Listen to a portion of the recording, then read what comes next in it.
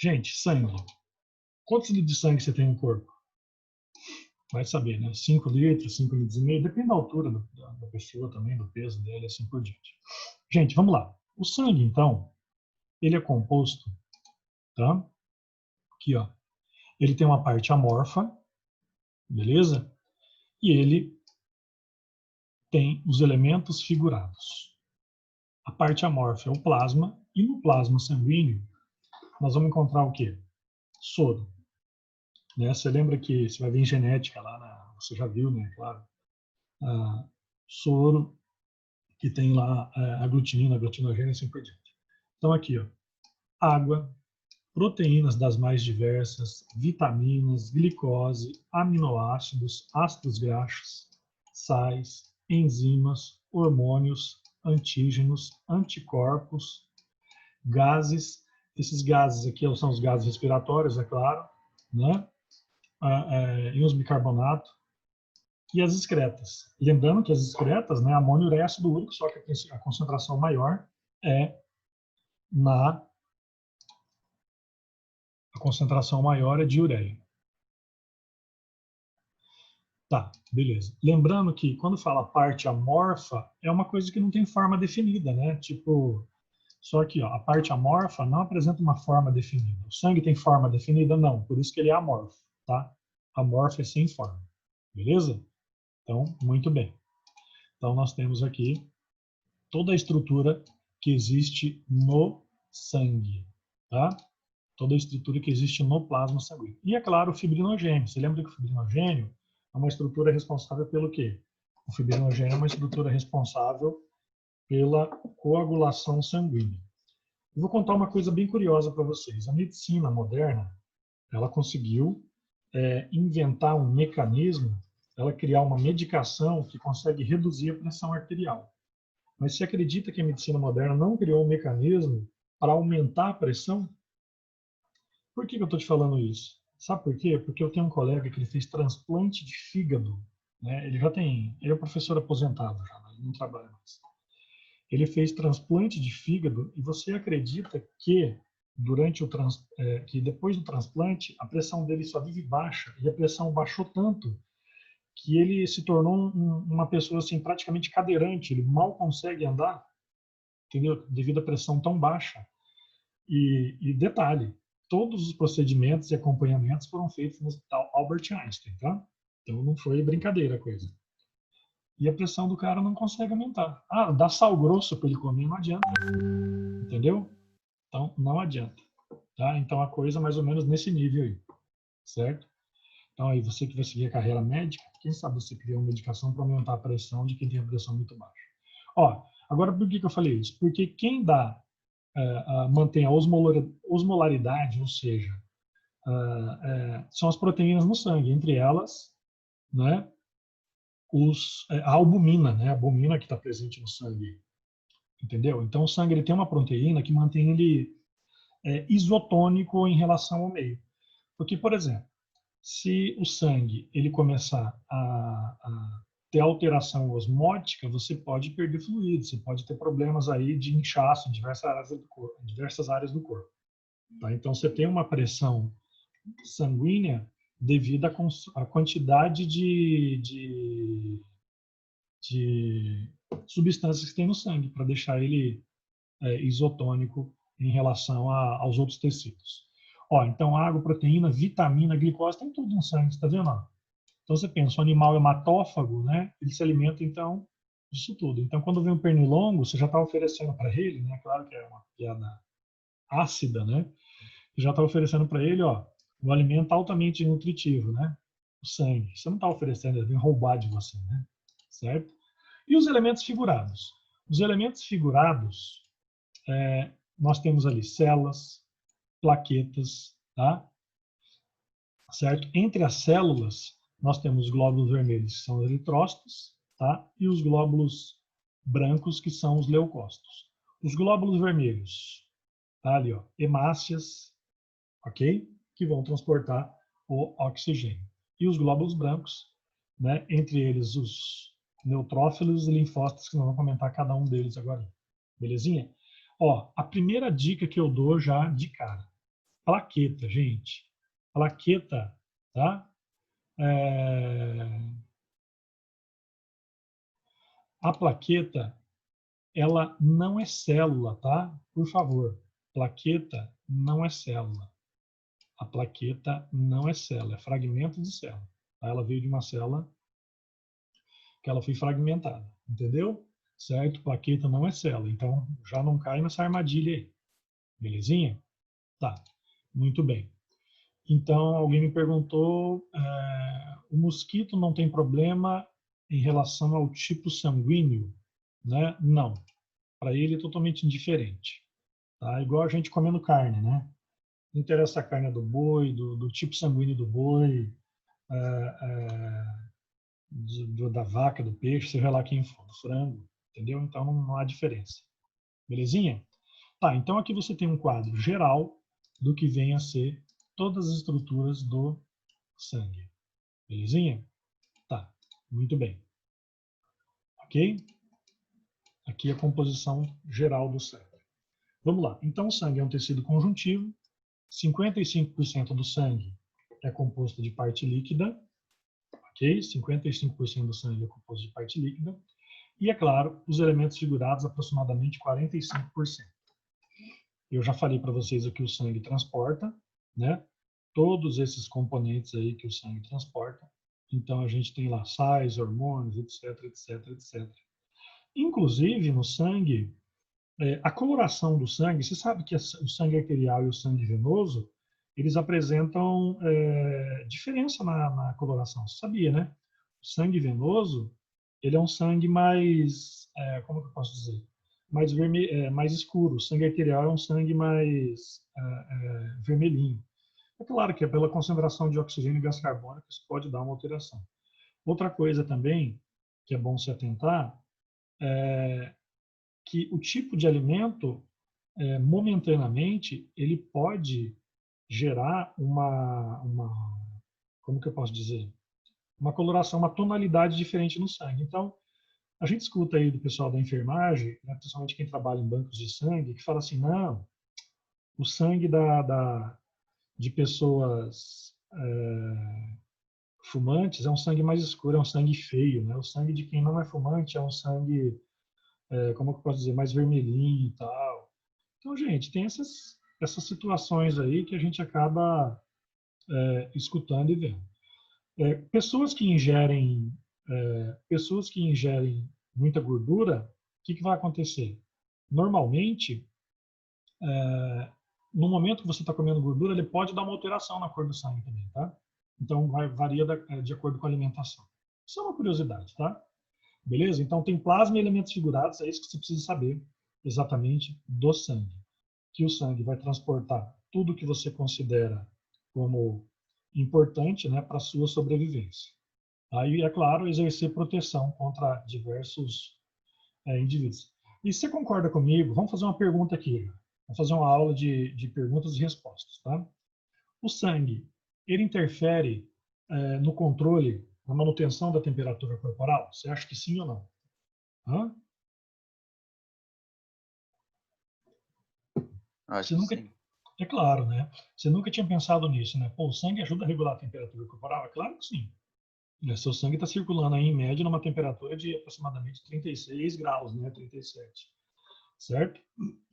Então, é, é, você vê que, por exemplo, indivíduos que têm circulação totalmente fechada, que não é uma mistura de sangue arterial e venoso, a taxa metabólica deles é mais eficiente. Então, eles são normalmente indivíduos endotérmicos, como aves e mamíferos, tá? Então, é importante pensar nisso.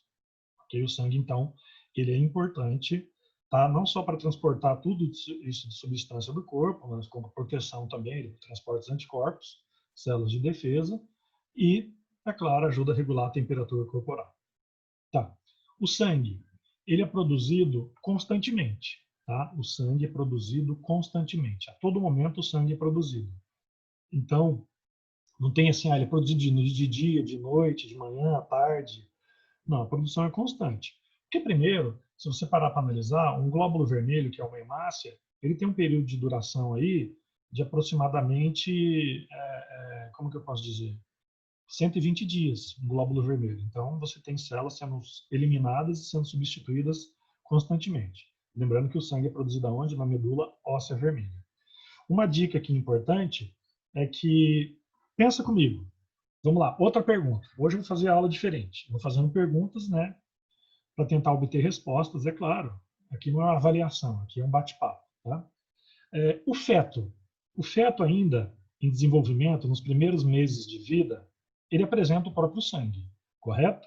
Correto. Só que me diz uma coisa, o feto apresentando o próprio sangue, você precisa me responder. Da onde vem o sangue dele se ele não tem o esqueleto dele ainda formado? O sangue não é produzido pelo esqueleto? É. Então, como é que o feto tem sangue, né, se ele não tem o sistema esquelético dele, que é o qual produz o sangue? Então, da onde vem o sangue do feto? O que você acha? Pode Da responder no chat. mesoderme? Pode responder do chat. Não, o feto. Aí você voltou muito no tempo, tá? Ah, tá. Ele vai vir da onde? Ele vai vir do fígado, tá? Ele é produzido pelo fígado, certo? O fígado, então, será o órgão responsável pela produção de sangue no feto, enquanto ele não tem, como que eu posso dizer? Enquanto ele não tem a medula óssea formada ainda. Curioso isso, né? Bacana. Eu acho bem bacaninha isso. Beleza? Então, aqui, ó. Aí, é claro, depois que a estrutura esquelética do feto é formada, e lembrando, o sangue da mãe e o sangue do filho, né, não tem absolutamente nada. A única coisa que a mãe oferece por difusão via placenta e cordão umbilical são todos os nutrientes, anticorpos, etc. Tá? Então, não interessa qual é o tipo de sangue da mãe. É claro, aí você tem que lembrar dos cruzamentos sanguíneos lá na genética do sexo. Tá, então nós temos aqui, ó, hemácias, né, glóbulos vermelhos, leucócitos e plaquetas. Beleza? Tá. Produção do sangue. O sangue é fabricado aonde? Eu já falei para você, no feto. Agora no adulto, na medula óssea, né, por células-tronco. Essas células-tronco são chamadas células mieloides, né, que vão fabricar as hemácias e, é claro, as plaquetas, né? E as células linfóides, que vão formar os linfócitos B e T. Hoje, nessa aula, a gente não entra muito em detalhes sobre a parte imunológica, né? A parte de imunologia, o funcionamento de tudo, porque é o assunto do próximo capítulo. Então, hoje é mais voltado para o sangue, não a parte de imunologia. Beleza? Então, professor, onde que é produzido sangue? O sangue é produzido nos ossos grandes. Quais são os ossos grandes que você tem no corpo? Osso do quadril, fêmur, né? Nas costelas, certo? Nesses ossos que o sangue é fabricado. Belezinha? Tá, muito bem. Então, células mieloides e células linfóides são as células tronco do sangue. Então, você tem células tronco aí? Tem. Não são células tronco embrionárias, né? São células troncos pluripotentes, né? Essas células que vão se transformar no sangue. Ok? Tá, muito bem. Vamos lá. Vamos falar aqui das células sanguíneas. Hemácias, glóbulos vermelhos ou eritrócitos. 3 nomes para a mesma coisa, tá? 3 nomes para a mesma coisa. Então, primeira observação. Por que as hemácias, né, esses glóbulos vermelhos ou eritrócitos nos mamíferos, deixa eu ver aqui.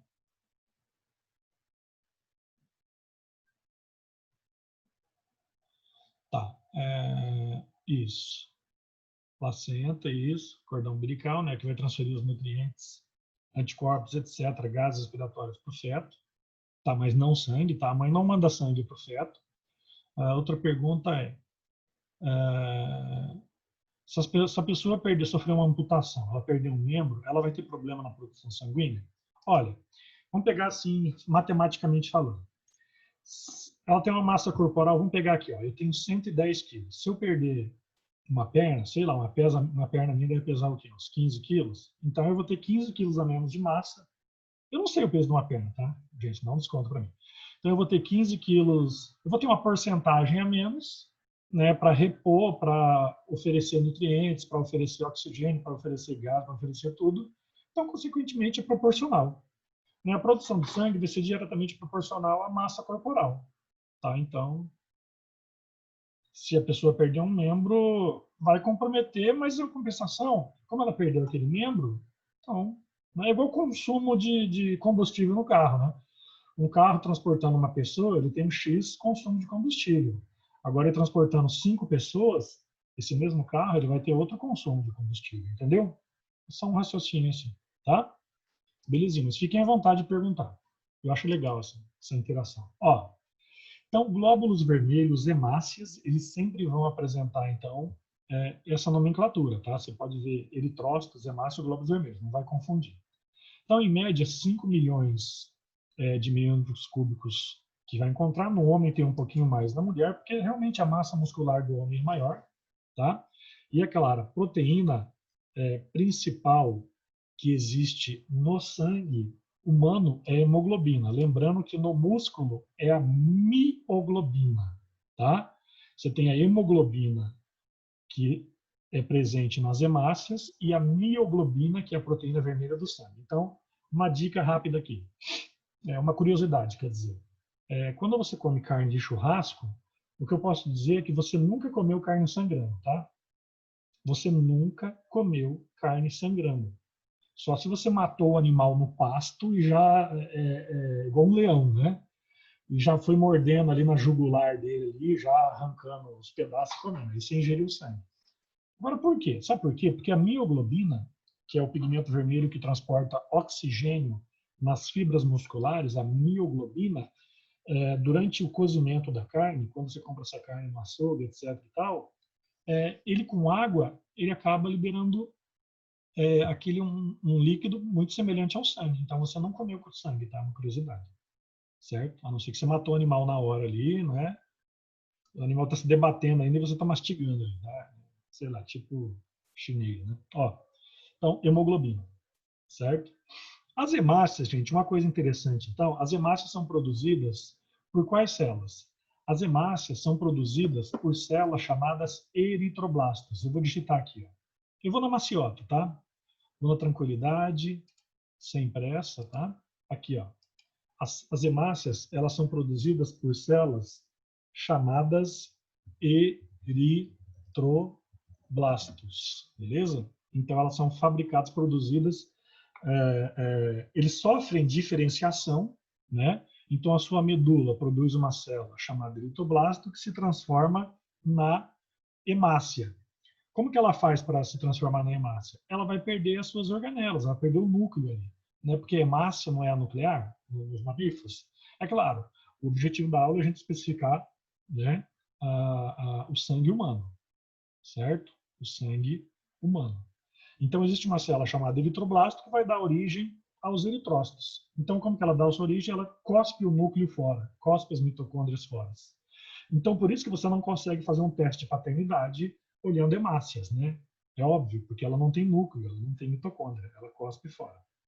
Então, a dica é: mamíferos apresentam hemácias sem núcleo, né? E sem mitocôndria. Belezinha? Belezinha. Tá? Então, lembre-se que ela vai eliminar isso. Nos demais vertebrados, as hemácias, por incrível que pareça, elas são elípticas e nucleadas. Então, isso é muito comum. Tá? Lembrando que a hemácia pode viver mais ou menos 120 dias, ok? Elas vão ser destruídas no fígado, no baço, etc. Né? Esses órgãos são importantes para isso. Ela libera um pigmento chamado bilirrubina. O seu fígado, ele não elimina, é assim, ele vai reciclar a hemácia, tá? Então, a hemácia, quando está envelhecida, ela atingiu ali mais ou menos 120 dias. O que acontece? O fígado vai destruir as hemácias num processo chamado quê? Um processo, deixa eu digitar aqui, ó, no cantinho, esse processo é chamado de tá? Para você anotar aí, hemocaterese, tá? O que é hemocaterese? É o processo realizado pelo seu fígado de destruição das hemácias envelhecidas. Então, a sua hemácia tem data de validade, ok? Beleza? Eritroblasto é a célula que se transforma na hemácia, né? E hemocaterese é o fenômeno de destruição das hemácias. Muito bem. Ok? Não, gente, eu não estou mandando no chat, tá? Eu estou digitando aqui no próprio slide. Você está vendo no rodapé do slide aqui? Mas se você quiser, eu digito no chat aqui, ó. Aqui, ó. Eritroblasto é a célula que se transforma na hemácia. Beleza? E hemocaterese é o processo de destruição das hemácias. Beleza? Tá. Fechou? Aqui, ó, eu só preciso fazer uma correção aqui. Vou digitar aqui no cantinho. Vocês estão vendo no slide aí, gente? Que eu estou digitando aqui o nome do processo? Sim, Pro, dá para ver. Sim. Tá, beleza. Então, aqui, ó. Então, eritroblasto e hemocaterese. Beleza? Tá. Vamos continuar, então, no próximo. Peraí. Aqui, ó. Essas são as hemácias, os glóbulos vermelhos visualizados no microscópio. Tá? Então, é assim que você vai enxergar essas estruturas no microscópio. Dessa forma. Você pode ver que algumas até sofreram uma lise e tal, né? Elas têm... Mas o padrão é isso aí. Ok? Aqui, ó. A eritropoiese, deixa eu te explicar uma coisa aqui, rapidinho. Você sabe o que é eritropoiese? Eritropoiese, deixa eu digitar ele de novo aqui, tá? Aqui, ó. Ô, diacho. Peraí, o que aconteceu aqui? A eritropoiese, ela é o fenômeno de fabricação de hemácias. Então, você acabou de ver que eu digitei aqui algumas palavrinhas, né? Ó, vamos ver se você lembra o significado. Então, eu digitei, né, um nome que é o que a gente pode falar hemocaterese, certo? Que é a destruição de hemácias. Eu vou falar para você digitar aqui eritropoiese ou eritropoiese, né? Tanto faz. O que é eritropoiese? A eritropoiese, né? Ou posso dizer hematopoese, isso aqui é o fenômeno do quê? É o fenômeno de formação de hemácias, né? Produção de hemácias. Quem que é o órgão que comanda? Ó, você sabe onde o sangue é produzido. Quem que é o órgão que comanda a produção de hemácias? Quem que é o órgão que comanda a produção de hemácias? Você sabe? Quem que é esse órgão? É a medula óssea vermelha? Lá ela é produzida, mas você tem um órgão que comanda. Vou te explicar. Tá. Você acertou em parte. Agora sim, tem um órgão que dá o comando. O rim, olha que coisa interessante, o seu rim, tá? Ele produz um hormônio chamado eritropoetina, tá? Então o rim, ele vai produzir um hormônio chamado tá? Eritropoetina, que vai realizar a eritropoese. Ou seja, é produzido diretamente pelo rim. Que coisa maluca é isso, né? Então, o controle da produção de sangue vem pelo rim, né? Que bonitinho, né? Então, o rim produz a eritropoetina, certo? Que faz a eritropoiese. Isso vai acontecer em que momento que seu corpo começa a produzir sangue? Ele começa a produzir aqui, ó. Nesse momento aqui. Quer ver?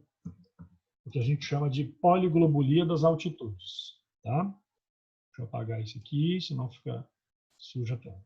Então, o que é poliglobulia das altitudes? Em que momento seu sangue vai começar a produzir mais glóbulos vermelhos? Você sabe que se você sair aqui de Campo Grande ou de uma região ali de baixa altitude e for lá para o topo do Monte Everest, o que vai acontecer? Não o Monte Everest, é claro, né? Você vai para Bolívia, ali, 3.000 metros de altitude. Como a atmosfera vai apresentar uma concentração menor, né, de oxigênio, então a tendência natural é o quê? É que o ar seja rarefeito. Para compensar isso, seu corpo vai sofrer um fenômeno biológico chamado aclimatação. Ele vai se aclimatar. Então, como assim ele vai se aclimatar? Ele vai fazer com que o rim, né, devido à baixa concentração e pressão, né, a baixa pressão e a baixa concentração de oxigênio vai estimular o rim a começar a liberar eritropoetina para fazer eritropoiese, ou seja, a produção de sangue, para compensar isso. Então, um atleta que vai competir lá na Bolívia, numa região de elevada altitude, ou até um alpinista, o ideal é ele ir algumas semanas antes, né, para que o corpo dele possa se aclimatar a esse ambiente. Então, a poliglobulia das altitudes é nada mais nada menos que o aumento do número de glóbulos vermelhos. Tá? Beleza? Então tá. Isso, esses pontos eram as plaquetas. Nas plaquetas, você não vê na visão ali do microscópio, tá? Você não vê a olho nu ali, ó. A olho nu não. Aqui, ó. Isso aqui é alguma hemácia que sofreu uma lise, alguma coisa assim. Você não vê plaqueta assim facilmente, não. Elas são bem menores, tá? Beleza? Elas são fragmentos de células. Ok? Tá, deixa eu ver. Parece que alguém perguntou uma outra coisa aqui. Vamos lá. Espera aí. Tá. O hormônio, ele é chamado eritropoetina, tá? O hormônio é chamado hormônio que estimula a produção de sangue. Hormônio. Eritropoetina. Eritropoetina. Belezinha? Tá. Muito bem. Vamos lá. Mais alguma pergunta, alguma coisa? Posso passar o slide? Esse slide aqui, ó, eu mando para vocês, tá? Sem problema nenhum. Daqui a pouquinho eu encaminho para vocês. Então, você não precisa ficar desesperado tentando anotar tudo aqui desse slide, não, porque eu vou encaminhando para vocês. Dá para mandar até agora, se você quiser aqui. Né? Aqui, ó. Deixa eu ver se eu consigo subir ele para você agora aqui. Só um segundinho. Vocês estão sabendo da data do vestibular da UFMS? Hã? Não tô, prof. Eu escutei um buchicho aí, uma conversinha, que é uma conversinha, tá? Sabe essas conversinhas de corredor aí, né? De papinho para cá e papinho para lá? Talvez seja 31 de janeiro ou 30 de janeiro, ali, uma semana depois do Enem, tá? Então, assim, em primeira mão, a princípio, será aí depois do Enem, tá? Certo? Foi aí o arquivo ou não foi? Pra mim ainda não chegou. Tá, deixa eu tentar de novo aqui. Ó, tá subindo, subindo, subindo. Arquivo enviado com sucesso. Tá, esse slide que eu estou mostrando está na sua mão aí agora, tá? Vamos lá, continuando. Então, você que vai escalar uma montanha, você vai aqui para Bolívia, né? Eu não sei se você já foi lá para o Chile, para essas regiões aí, quem já foi, né? Machu Picchu, tá? Então, olha lá, náusea, ou vômito, tontura, vertigens, falta de ar, insônia, né? Pulso rápido. Beleza? Tá. Vamos lá, então. Seguinte. Vamos pensar aqui agora em outra coisa. Só falando aqui em hemoglobina de novo, né? O que você precisa saber? Você precisa saber o seguinte. Como que a gente lembra que a gente teve sistema respiratório? Você lembra, né? Eu vou colocar aqui nesse espaço que tem. Isso aqui era um gifzinho só para mostrar os sintomas, né? Que o alpinista vai sentindo durante a escalada. Então, eu quero que vocês recordem uma coisa aqui comigo. Eu quero que vocês recordem uma coisa. Então vamos lá. O que nós vamos recordar aqui? Você sabe que tem hemoglobina, né? Existe um grupo, certo? Grupo M, né, de hemoglobina, e aí ele vai se associar, né? Ele se combina com, por exemplo, o oxigênio. Quando ele se combina com o oxigênio, a hemoglobina, né? Esse grupo M de hemoglobina, ele recebe um nome. Você sabe qual que é esse nome? Então é assim, hemoglobina, né, mais oxigênio. A hemoglobina ela tem um símbolo, né, que a gente chama de HB, ok? Aqui, ó, HB. Beleza? Então, com oxigênio, ela vai formar o quê? Que a gente chama de oxihemoglobina. Cuidado para não confundir, tá? O gás, aí tem o gás carbônico, tá? O gás carbônico, ele se combina com a hemoglobina e vai formar o quê? Ele vai formar carbohemoglobina, certo? E o monóxido de carbono,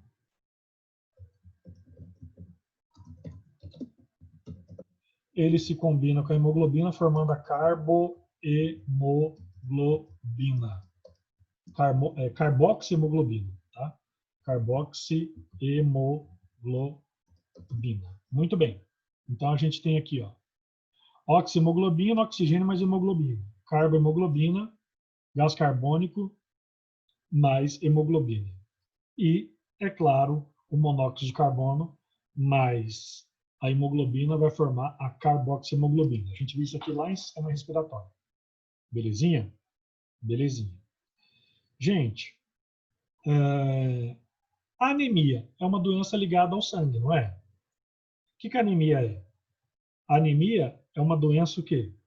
A anemia é uma doença onde você tem baixa produção ou perda né, como que eu posso dizer? Redução no transporte de oxigênio, né? Porque o sangue está com o número de hemácias abaixo do padrão. Tem registros aí, casos onde mulher no período menstrual, que o sangramento é muito intenso, pode apresentar quadros de anemia, tá? Beleza? Tá, muito bem. Vamos lá. Outra coisa. Deixa eu passar aqui. Tá, deixa eu limpar a tela. Vamos continuar aqui então. Vamos falar agora dos glóbulos brancos. Os glóbulos brancos, conhecidos também como leucócitos, certo? Eles são células de defesa, tá? Eles são células de defesa porque eles vão realizar fagocitose. E é claro, eles vão produzir também anticorpos, tá? Uma coisa interessante dos glóbulos vermelhos é que eles realizam diapedese. O que é isso? Diapedese é sair dos vasos sanguíneos, tá? Diapedese. Imagina o seguinte: você não tem um fantasma, imagina um fantasma que atravessa uma parede. Então, né? Diapedese é isso. Diapedese é o seguinte, ó, tem aqui o vaso sanguíneo, né? Aí tem a célula aqui. Aí aqui tem um invasor. A célula vem aqui, ó, ela literalmente atravessa a parede do vaso sanguíneo. Ela consegue encontrar uma fenda aqui, alguma coisa, né? E vai lá e ataca o invasor, tá? Então, diapedese é um fenômeno biológico onde as células conseguem atravessar a parede dos vasos sanguíneos, os capilares. Gente, o capilar é muito fininho, tá? O capilar é um vaso sanguíneo mais fino que o sangue, beleza? Então é isso que acontece. Tá, muito bem. Então é o seguinte, ó. Existe aqui, né, dois grupos de leucócitos. Fica atento aqui. Os dois grupos são granulócitos e agranulócitos, tá? Granulócitos e agranulócitos. Entre os granulócitos, porque você olhando a imagem aqui, ó, se você visualizar bem a imagem, você vai ver que os granulócitos eles têm vários pontinhos aqui, né, de proteínas aqui espalhadas no citoplasma. E os agranulócitos não apresentam isso, tá? Então, granulócitos, tá? São neutrófilo, eosinófilo e basófilo, e a granulócito tem os linfócitos e monócitos. Ok? Muito bem. Então, são os dois grupinhos aí. Tá? Fechou? Tranquilo? Receberam aí o slide, né? Tá aí em mãos, hein? Deixa eu ver aqui. Tá.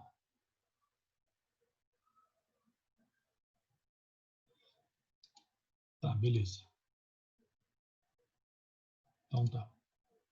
Seguinte. Vamos avançar então.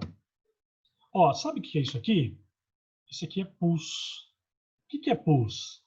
Gente, pus, na verdade, é o quê? É bactéria morta, né? E de glóbulos brancos, neutrófilos. Esse cara aqui, o neutrófilo. Ó. Neutrófilo, que assim, ele teve um ferimento, né? Alguma partícula estranha entrou aqui e as células começaram a atacar essa partícula estranha e aí, consequentemente, mataram essa partícula, devoraram, fagocitaram aqui. E aí a gente tem o pus, que é o neutrófilo. Aí você vai comentar lá depois no Twitter, né? A aula do Fabiano, do almoço. Tá? Bom, vamos lá, neutrófilo. O neutrófilo, então, eles apresentam um núcleo trilobado. O que é núcleo trilobado? Que ele tem 3 lóbulos aqui, você está vendo? Tá? Ele tem 3 lóbulos, certo? Ele corresponde aí mais ou menos, varia muito do autor, entre 60% a 70% dos leucócitos, tá? A média aí é 65%, tá? Dos glóbulos brancos, ok? Outra coisa aqui, ó, eles vão fagocitar, né, micro-organismos. Então, assim, os neutrófilos, eles correspondem à primeira linha de defesa ali, né? Então, quando a pessoa tem um processo inflamatório, ou algum processo invasivo, né? Eles são os primeiros a chegar ali, certo? Os neutrófilos. Belezinha? Então, ali, ó, realizam diapedese também, que é a capacidade de atravessar os vasos. Então, você não vai esquecer, tá? Entre as funções do neutrófilo, que é de fagocitar micro-organismos, você pode colocar que eles são os primeiros a atuar na linha de defesa, é claro, né? E eles são ativos, né? Eles são mais ativos ali no processo de infecção inicial ou de contaminação, seja lá o que for, por um agente estranho. Beleza? Tá. Muito bem. Então, neutrófilos são esses carinhas aqui. Ok? Olha a imagem dele. Se o Professor, Pode falar, lindona. tipo, se os neutrófilos eles conseguirem lidar com a infecção, tipo assim, de cara, não precisa dos leucócitos, né? É tipo isso. É para isso que eles servem, tipo, algo É, assim. ele não precisa dos outros. Ele é um leucócito, né? Ele é um Ah, tipo de certo. ele é um tipo de leucócito. Mas é assim, se ele lidar, seu raciocínio foi legal. Ele é um leucócito, só que é assim, ele é a primeira linha de defesa. Se ele for lá e eliminar o agente infectante, né? O que vai acontecer? Possivelmente as outras células também não vão nem precisar atuar, entendeu? Porque depende muito de quem é o agente infeccioso. Pra você ter uma ideia, o HIV, a velocidade de reprodução dele é maior do que a velocidade de defesa do corpo. Então esse é o problema de algumas viroses, né? Por isso que às vezes o corpo demora para reagir. Porque a velocidade de reprodução do vírus, por exemplo, o HIV, um vírus, quando invade a célula, ele se multiplica em 100 mil em 40 minutos.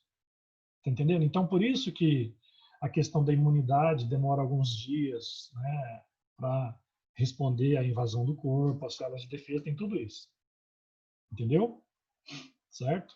Se a gente tivesse o Entendi. fator, se a gente Obrigada. tivesse, de nada, se a gente tivesse o fator cura do Wolverine, né, seria bacana. Ó, então vamos lá, gente. Vamos passar para o próximo aqui. O próximo são os eosinófilos, tá? Os eosinófilos, tá? Eles são organismos, eles são células conhecidas também como acidófilos. Ele tem outro nome, tá vendo? Eles também são chamados de acidófilos. Então ele tem um núcleo bilobado. O que eu queria falar é isso, ó. Às vezes a questão, se o vestibular for um pouquinho mais sacana com vocês, ele vai colocar a imagem, tá? Deixa eu voltar aqui rapidamente, ó. Ele vai colocar a imagem e pedir para você identificar quais são as células. É sacanagem, né? Mas aqui, neutrófilo, trilobado, eosinófilo, bilobado, né? Aí fica mais fácil. Beleza? Então, aqui, voltando. Eosinófilo, acidófilo, tá? Normalmente, quando você vai fazer um teste de identificação sanguínea de células, você coloca um corante. E os corantes, eles têm um pH. Você sabia que tem corante mais ácido, mais básico, né? E uma curiosidade aqui é que através da coloração, porque assim, ó, por que você está conseguindo ver essa célula aqui? Porque ela foi aplicado um corante com um pH aí um pouquinho maior que 7, certo? E esse corante permitiu a identificação dela.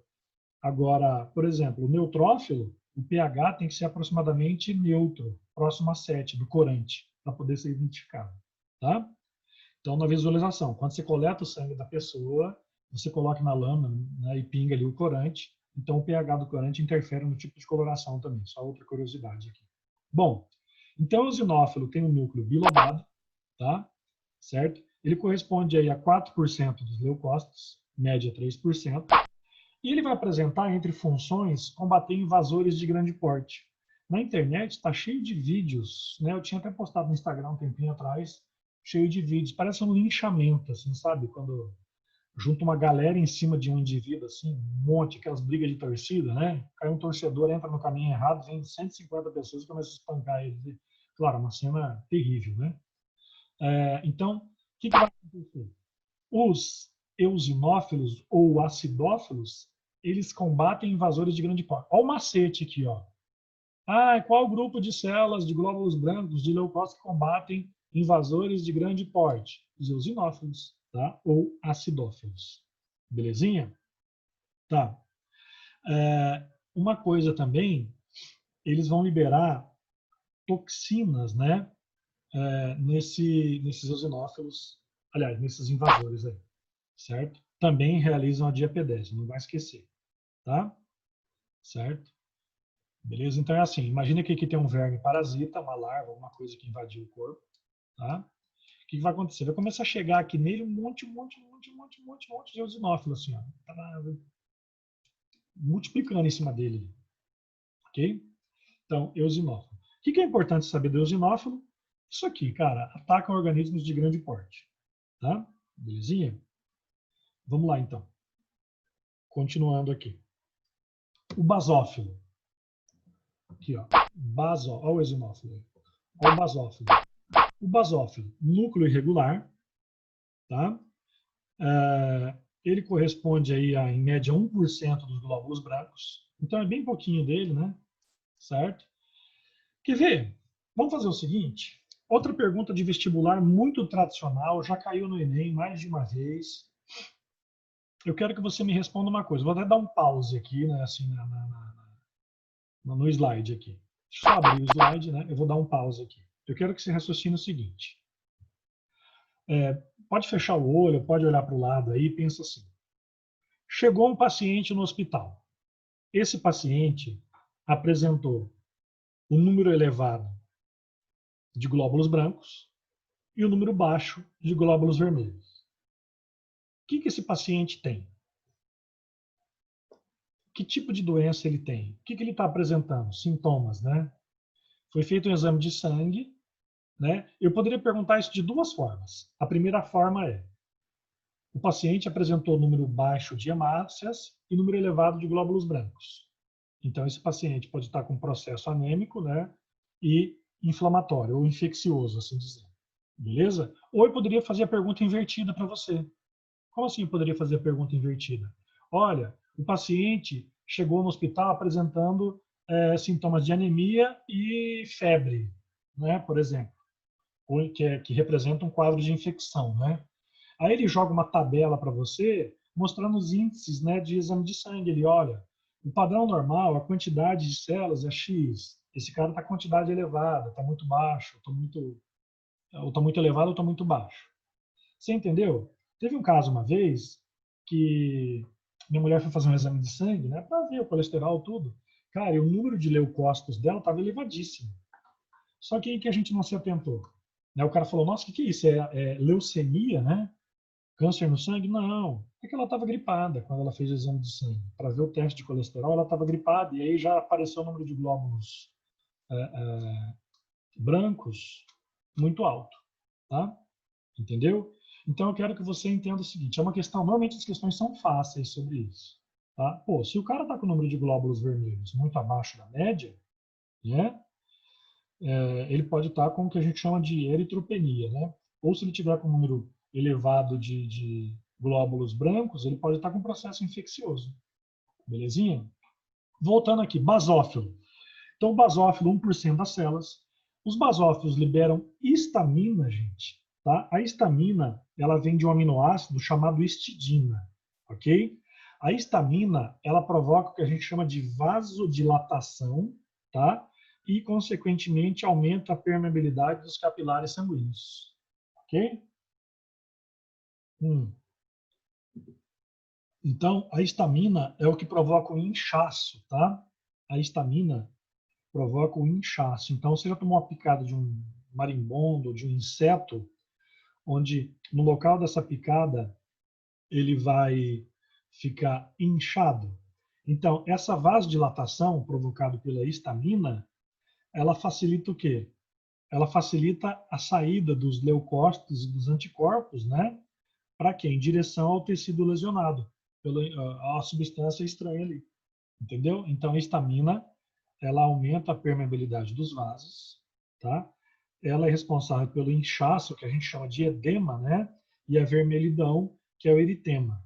Então, quando você toma uma ferroada de um marimbondo, uma picada de inseto, o local fica inchado, fica mais quente, né? E fica avermelhado. Ou seja, ele tem um inchaço e o eritema, certo? Devido à ação da histamina. Por isso que numa reação alérgica você tem que tomar antihistamínico, né? Entendeu? Dependendo aí do alimento ou da picada de inseto, seja lá o que for. Aí o basófilo, certo? Como que ele é. Tá. Continuando então. O que o excesso de histamina, né? Eu falei de histamina aqui, ó. O que o excesso de histamina pode fazer com a pessoa? Ela pode levar ao quê? A um quadro de dificuldade na respiração, né? Ela pode levar o quê? Uma contração da musculatura lisa do pulmão, né? Dos vasos dos brônquios, e dificultar a passagem de ar. Entendeu? Certo? E outra coisa que libera também é a heparina, lá, substância anticoagulante. Então, qual questão de vestibular? Qual o tipo de células sanguíneas, né? O principal tipo de células sanguíneas a produzir histamina e heparina são os basófilos. Os basófilos liberam histamina e liberam heparina. Histamina, né? Vasodilatador, e heparina, anticoagulante. Belezinha? Tá. Tranquilo, né? Vamos lá, então. Deixa eu ver se alguém tem perguntas. Adrenalina inibe a ação dos leucócitos? Tá, em alguns casos, a adrenalina ela vai aumentar a frequência cardíaca, certo? O que vai acontecer? Ela pode, em alguns casos, né, precisar da ingestão de adrenalina para diminuir esse processo, vamos dizer assim, inflamatório.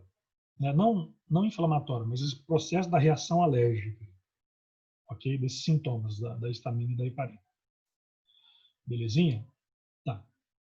Vamos para o próximo aqui. Próximo slide. O basófilo, né? Olha lá, ó. Monócito. O que você sabe sobre o monócito? O monócito é um cara bem famoso, né? O monócito ele é famoso por quê? Vamos lá. Eles são, se alguém perguntar para você, e eu já vi vestibular perguntar, quais são as maiores células sanguíneas, né, do corpo? Você vai falar assim, os monócitos, tá? Que corresponde aí de 3 a 8% dos leucócitos. Os monócitos dentro do vaso sanguíneo, deixa eu te explicar outra coisa aqui. Você tem o vaso sanguíneo, tá? O vaso sanguíneo está aqui. Aqui dentro você está cheio de monócitos. O que vai acontecer? Quando o monócito sai do vaso sanguíneo, certo? Ele se transforma em macrófago. Você lembra do Hulk, né? Do Bruce Banner? Então, ele quando ele está calmo, ele é um monócito. Mas quando ele fica puto e nervoso, ele precisa de atacar alguém, ele se transforma, ou se defender, se transforma em macrófago. Entendeu? O homem vira o Hulk, o monócito vira o macrófago. O homem vira o Hulk, o monócito vira o macrófago. Quando ele sai da célula. Tá? Beleza? Lembrando que os monócitos são agranulócitos também. Quando ele está na corrente sanguínea, quando o monócito está dentro dos vasos sanguíneos, ele não tem a função de fagocitose. Tá? Presta atenção, ó. atuam na fagocitose de micro-organismos. Mas calma, calma. Só quando ele se transforma em macrófago. Deixa eu repetir aqui para você. Então é o seguinte. Dentro do vaso sanguíneo, esse aqui é um capilar sanguíneo, você tem um monócito aqui. Ele está de boa ali, certo? Agora, quando ele saiu aqui e se transformou em macrófago, né?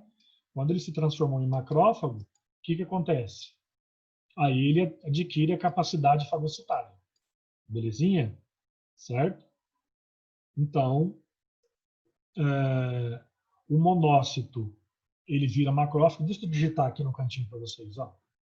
Deixa eu digitar aqui no cantinho para vocês. Ó. Então, o que eu quero digitar é o seguinte. O monócito, né, ele se transforma em macrófago, que faz a fagocitose, que realiza a fagocitose. Beleza?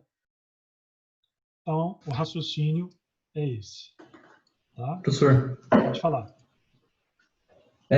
qual que é a diferença prática quando ele se transforma na fisionomia dele? Muda alguma coisa?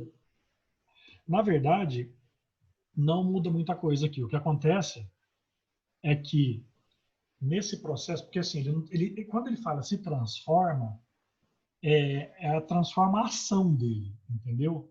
É como se fosse assim, transformar a atitude de uma pessoa calma para uma agressiva. Agora não muda a anatomia e a fisiologia dele. Porque primeiro ele vai, como ele vai fazer fagocitose, então ele vai ingerir, né, o agente estranho. Entendeu? Entendi. É só como se ativasse só, então, essa parte dele. Isso. Beleza? Beleza, fala. Tá, vamos lá então. Parece que tem outra pergunta aqui. Deixa eu ver. Espera aí. O macrófago volta a ser monócito? Olha, não é comum isso acontecer, tá? A princípio posso dizer que não. Ele não volta a ser. Beleza? Porque a partir dali ele vai começar a atacar células e muitos deles são eliminados, são destruídos. Ok? Certo? Tá. Então vamos lá. Avançando. Agora nós vamos para... Aqui, ó. Nós vamos para os linfócitos. Gente, os linfócitos, nós vamos estudar na próxima aula, os linfócitos com bastante detalhe, tá? Deixa eu só tirar esse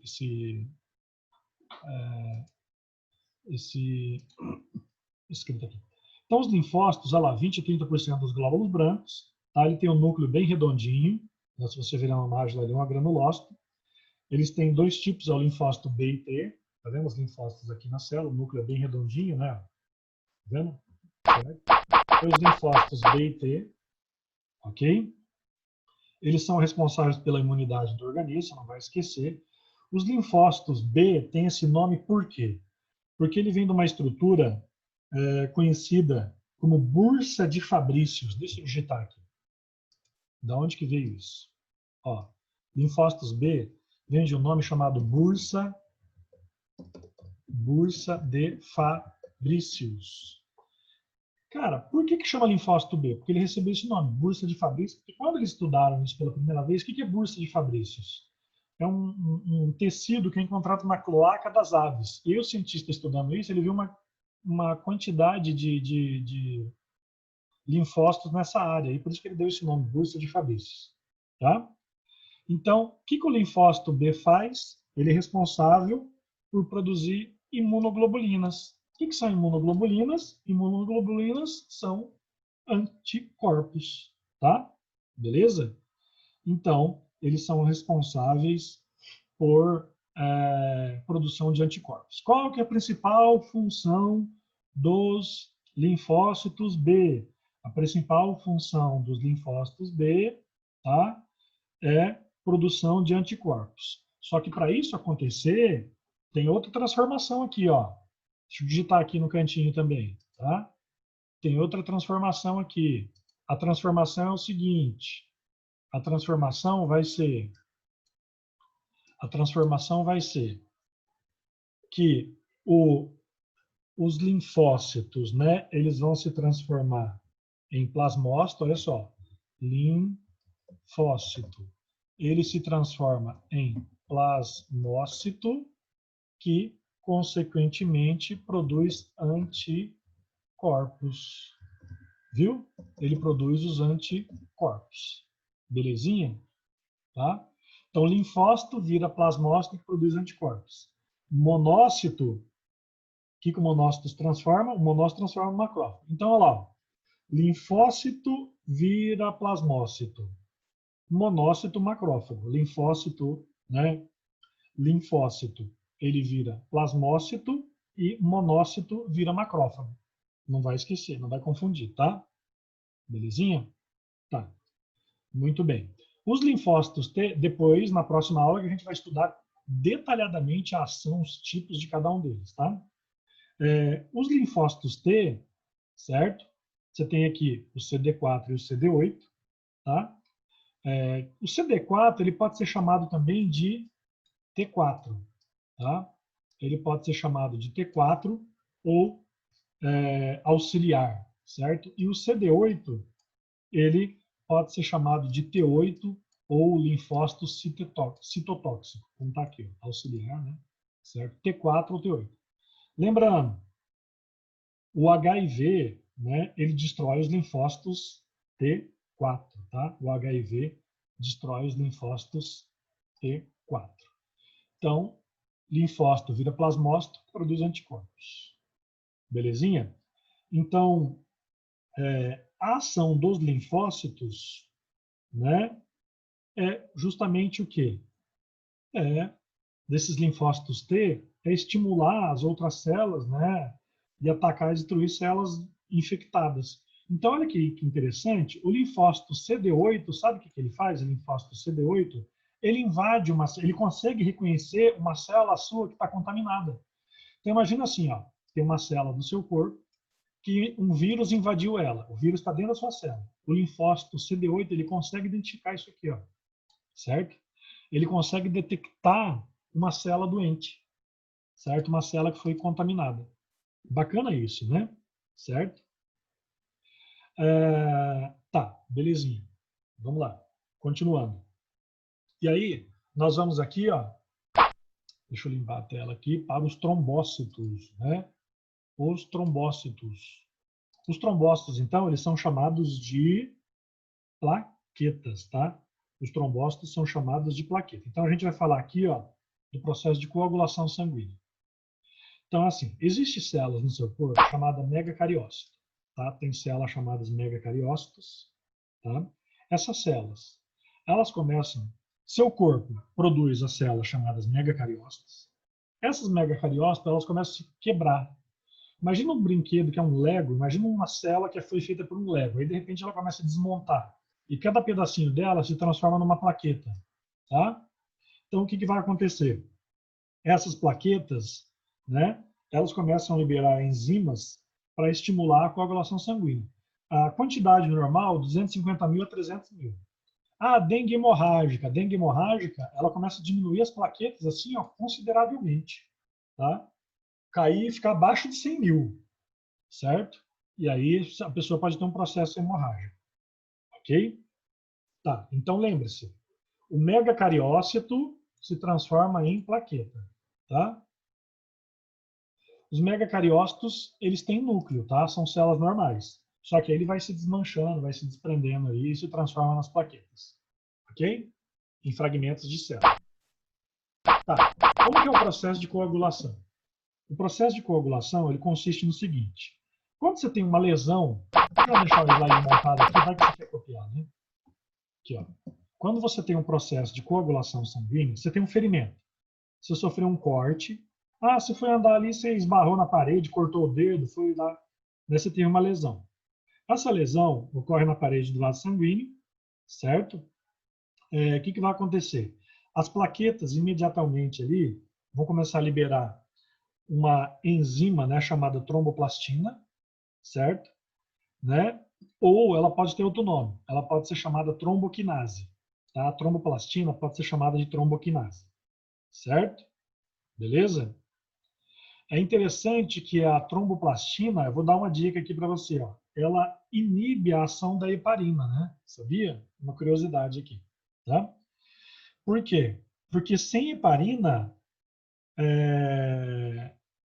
a vitamina K começa a entrar em ação. Olha que coisa interessante. Então é assim, seu fígado, né, ele produz todas essas proteínas aqui, certo? Ele vai produzir ali a trombina, protrombina, etc. Certo? Seu fígado produz os fatores de coagulação, que reagindo com cálcio, vitamina K, reagindo com cálcio e vitamina K, o que vai acontecer? Você vai ter a protrombina virando trombina, ok?